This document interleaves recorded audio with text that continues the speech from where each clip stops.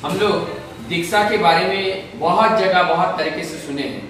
दीक्षा का अर्थ ही होता है कि अपने जीवन को सत राह पर चलाने के लिए कुछ नियमावली, और उस नियमावली को हम जानते हैं और जानकारी के बाद उस विधि विधान के अनुसार हम लोग अपने जीवन को चलाते हैं।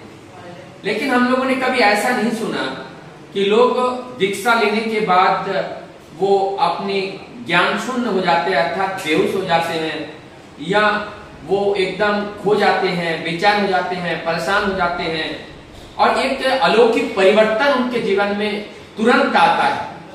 और ये क्यों आता है, इस बात को जब हम लोग अध्ययन करते हैं तो हम लोग ये जान पाते हैं कि कभी कभी जैसे हमारा बिछुड़ा हुआ संतान, और जब वो मिल जाते हैं तो उनको जब हम गले एकदम पकड़ के गले लग के जो है रोना शुरू कर देते हैं, तो ये जो जिन लोगों के जीवन में इस तरीके का घटना होता है, उन लोगों के जीवन में भी ठीक ऐसा ही होता है, खोया हुआ फिर वो दोबारा पाते हैं। तो हमारे साथ है हमारे श्रद्धेय कृतिकांत मंडल का एसपीआर।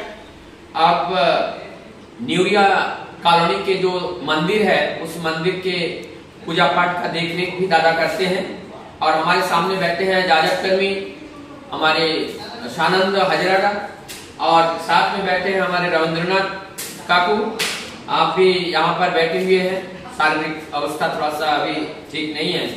तो कल दादा दीक्षा की बात बता रहे थे, गोलफरम में, पीलीभीत डिस्ट्रिक्ट गोलफरम में दीक्षा देने के लिए गए थे, और वो जो नाम जब सुनाया गया, दीक्षा की पद्धति को जब कर रहे थे, नाम जब सुनाया गया तो अचानक एकदम वो बेहोश हो गए। तो आप दादा वहां पे स्वयं वहां दीक्षा दे रहे थे, तो हम लोग कुछ बातें उनसे जानेंगे कि ये घटना कैसे हुआ। ये दादा दीक्षा लेने के बाद हुआ या जब आप तैयारी कर रहे थे तब हुआ, कैसे हुआ? जब वो दीक्षा के जो पद्धति होता है तो उसमें एक जो हमारे गुरु के जो नाम हम जपते हैं, जो बीज मंत्र कहते हैं, तो उसको जब उनके ऊपर उसको जप करने के लिए बोला जाता है।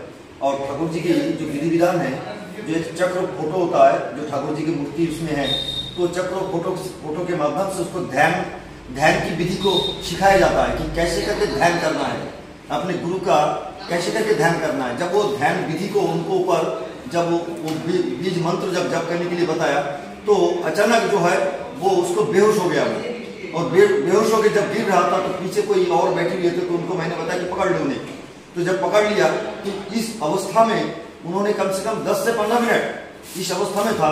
तो जो गुरु जी का जो विधि विधान है, उस विधि विधान के माध्यम से उनको फिर मैंने जो है उनका जो चेतन जो शक्ति जो है उसको लाने के लिए जो विधि विधान है वो मैंने किया। करने के बाद उसको होश हुआ कम से कम 10 से 12 मिनट बाद।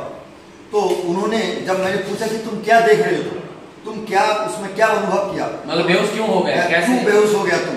जब वो बीज मंत्र उसको, क्योंकि बीज मंत्र देने का जो विधि है वो हमारे जो त्रिनेत्र कहते हैं, जिसको हम आज्ञा चक्र कहते हैं, वहाँ पे उसको बीज मंत्र को जप करने के लिए उसको गुरु जी का जो ये है चित्र है, उसको अपना उस पर स्नान करके आंख बंद करके उधर जप करते हैं। तो उस स्थिति में तो उन्हें बताया कि मैं ऐसे एक जगत में मैं पहुंचा था जहाँ पे प्रकाश मुझे दिखाई दे रहा था, इतना प्रकाश, अब इतना आनंद, मैं उस आनंद में खो रहा था, क्यों मुझे फिर वापस लेके आया। तो उस स्थिति में लोगों को कभी कभी उस स्थिति में वो उसका आपका जो प्राण है वो निकल भी सकता है। इसलिए मुझे थोड़ा सा अनुभव था उसके बारे में, लेकिन प्रत्यक्ष ज्ञान मेरे नहीं था। तो कल मैंने फिर गुरु जी का नाम जप करके मैं थोड़ा सा उनके ऊपर जो गुरु जी का ये है बीज मंत्र है उसका जप करने के बाद फिर जब होश में आया तो मैंने बताया अभी आपको जाने का समय नहीं है उस जगत में, अब ये नाम को आपको दिया है, तो इस नाम जो है जप करते रहिए, उस जगत में वही आनंद आपको मिलेगा। मुझे लगता है ये बाहर से जो हम लोग टॉर्चर करते हैं, मतलब बाहर से उनको एक इम्पल्स देने की कोशिश करते हैं, चेतन में लाने के लिए उनको आवाज करते हैं, पानी देते हैं। कभी कभी अगर ये सब चीजें ना दिया जाए और अगर गहरी में चले जाए तो अपना प्राण भी जा सकता है, ऐसे भी होता है। अच्छा दादा, आपने तो पहले अपने बहुत दिन हुए, आपका पंजाबी हुआ है, आप ये नामदान का कार्यक्रम भी बहुत दिनों से कर रहे हैं, तो आपके जीवन में ऐसा घटना पहले भी कभी हुआ? पहले भी हुआ था, लेकिन इतने लंबा नहीं।